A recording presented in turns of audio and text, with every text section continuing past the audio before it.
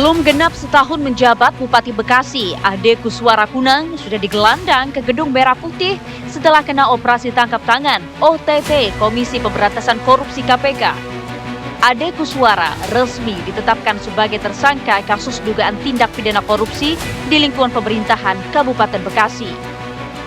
Ada dua tersangka lainnya, yaitu HM Kunang, Kepala Desa Sukadami, Kecamatan Cikarang Selatan, Bekasi, yang juga merupakan ayah kandung Ade Kuswara. Serta satu orang dari pihak swasta bernama Sarjan sebagai penyuap. Mereka main proyek dengan modus ijon atau pemberian suap di muka sebelum proyek berjalan. Setelah dilantik pada akhir tahun yang lalu, akhir 2024, Saudara ADK ini kemudian menjalin komunikasi dengan saudara SRJ, karena SRJ ini adalah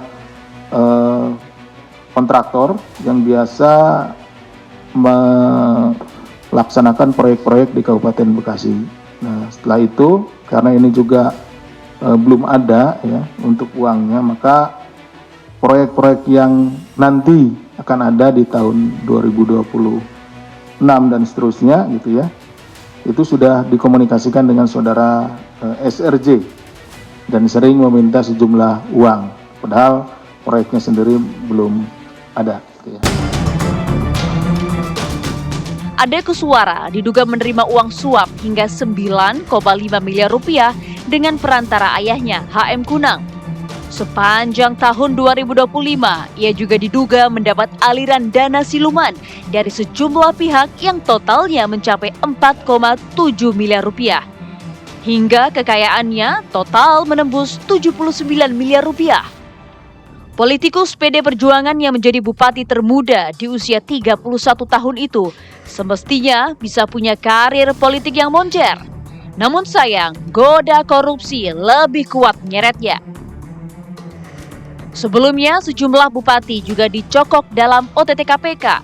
Pada 8 November 2025, KPK menangkap Bupati Ponorogo, Jawa Timur, Sugiri Sancoko dalam kasus suap pengurusan jabatan, proyek pekerjaan di RSUD Harjono, dan penerimaan lainnya di lingkungan Pemkab Ponorogo. Kemudian pada 10 Desember, KPK menangkap Bupati Lampung Tengah, Ardito Wijaya, terkait kasus dugaan penerimaan hadiah dan gratifikasi di lingkungan Pemkab Lampung Tengah. Mengapa tindak korupsi masih terus lekat dengan kepala daerah? Yang menyebabkan korupsi adalah political corruption-nya. Yang menyebabkan korupsi adalah justru partai politiknya yang membebani para calon kepala daerah dengan biaya politik yang tinggi. Khususnya tadi terkait dengan mahar, sehingga kepala daerah terpilih begitu mereka duduk di kursi jabatan, mereka langsung memutar otak bagaimana segera mencari sumber pendanaan untuk mengembalikan modal, itu yang pertama. Yang kedua, mengumpulkan akumulasi kekayaan yang akan digunakan untuk pertandingan berikutnya, baik di tempat yang sama atau tempat yang berbeda. Biasanya mereka akan naik level. Sudah menjadi rahasia umum bahwa kontestasi pilkada menyedot ongkos politik yang bisa mencapai ratusan miliar rupiah. Nominal itu tentu saja tak sebanding dengan pendapatan resmi atas jabatan kepala daerah. Kalau kita lihat catatan dari KPK dan Kemdagri misalnya, untuk membiayai ongkos politik di level pilkada itu mulai dari 20 miliar sampai dengan 100 miliar, tergantung dengan populasi daerahnya dan juga lokasi konstituensinya di mana. Sementara kalau kita lihat benefit ataupun gaji yang diterima oleh bupati, wali kota atau gubernur tidak akan mungkin bisa menutupi ongkos politik selama pilkada tersebut. Jadi dari sini saja bisa kita lihat ada peluang interest atau kepentingan dari bupati, wali kota ataupun gubernur untuk bisa mencari secara kreatif sumber-sumber pendanaan politik untuk bisa menutupi ongkos politik pilkada. Ya, para bupati atau kepala daerah pun lantas seperti bergerilya mengumpulkan modal untuk memupuk karir politik. Mereka nekat menjalankan praktik kotor jual kuasa. Mulai dari main ijon proyek hingga jual jabatan di lingkungan Pemda.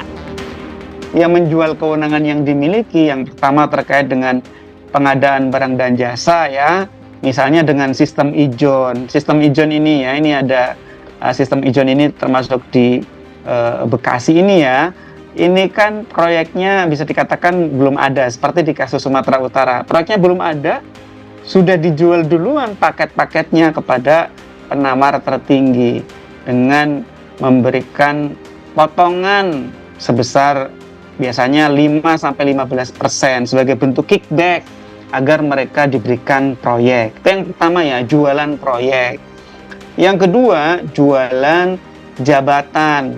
Ya, bagi para birokrat yang ingin menduduki jabatan-jabatan strategis di pemerintah daerah, apakah kepala organisasi perangkat daerah, ataukah misalnya kepala UPT, atau bahkan level kepala sekolah, itu harus setor sejumlah uang kepada kepala daerahnya. Rentetan kasus korupsi yang menjerat para bupati lagi-lagi menjadi alarm keras untuk benar-benar mencegah korupsi yang nyatanya masih tumbuh sangat subur. Harusnya sekarang assessment, nah kembali lagi, assessment kepala daerah itu dilakukan pada tingkatan secara periodik. Secara periodik itu apa? Mungkin setahun, 2 tahun dan sebagainya. Paling tidak kalau assessment oleh pimpinan atasan itu akan mencegah terjadinya keinginan-keinginan jahat, keinginan-keinginan menyalahgunakan keuangan, keinginan-keinginan untuk melasi, keinginan-keinginan untuk pemerasan terhadap proyek-proyek yang dilakukan. Sehingga dalam hal ini memang tidak hanya setahun 2 tahun, tapi asesmen yang bertahap. Dengan demikian pengawasan-pengawasan dari internal, pengawasan eksternal, pengawasan sebagai bentuk kelembagaan itu sudah menjadikan suatu cara mencegah. Tentu saja peran partai politik juga sangat vital untuk memupus lahirnya kepala daerah koruptor. Partai politik harus benar-benar melahirkan sosok pemimpin daerah yang tak hanya mengandalkan popularitas dan isi tas, tapi yang benar-benar berkualitas dan berintegritas.